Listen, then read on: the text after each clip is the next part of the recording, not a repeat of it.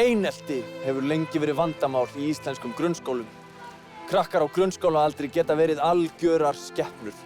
Feita stelpan í bekknum kölluð hvalurinn og ef tveir strákar eru of nánir, þá sagt að þeir séu hommar. Við ákváðum að rannsaka málið aðeins og sjá hversu alvarlegt ástandið í raun og veru.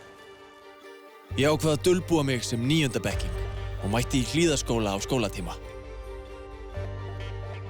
Ég reyndi að klæða mig eins astnalega og ég gat og setti meira segja á mig gleraugu. Ég var tilbúinn að hefja minn fyrsta skóladag í 9. bekk. Sigríður. Já. Styrmir. Já. Þórunn. Já. Já, við erum svo með nýja nemenda, Rasmus Neptúnus Knútur, hann mættur? Já, ég heiti Rasmus Neptúnus Knútur. Ástandið í bekknum var verra en ég bjóst við. Finnst ykkur kannski nafnið mitt eitthvað skrítið? Nei. Hvernig finnst þér nafnið mitt? Bara fínt. En þér? Bara skemmtilegt, svolítið öðruvísi maður hefur heyrt.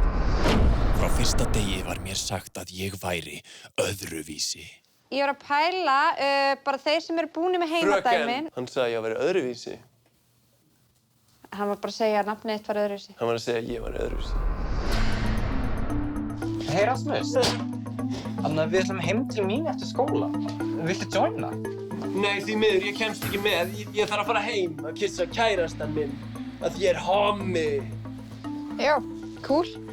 Þú getur verið með í hinsegin-félaginu. Ég var stöðugt myndur á þeim að ég væri öðruvísi og hinsegin en allir aðrir. Hinsegin-félaginu? Hvað er hinsegin-félagið? Og svo var hlegið á mér.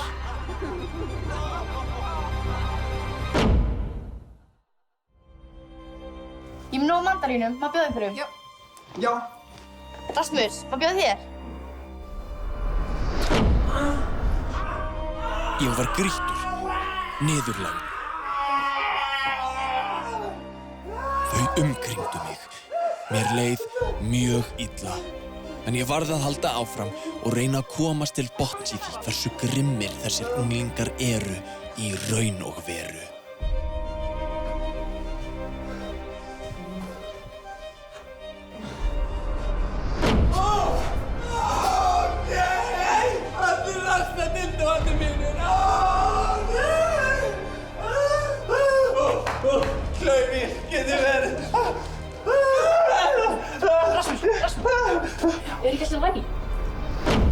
Er ekki allt í lagi með þig, voru þeirra viðbrögð með minni raunverulegu kynþjáningu.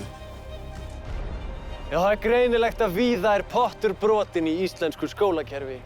Ég er heppinn að geta gengið hérna burt, en margir krakkar í þessum skóla eru ekki svo heppnir.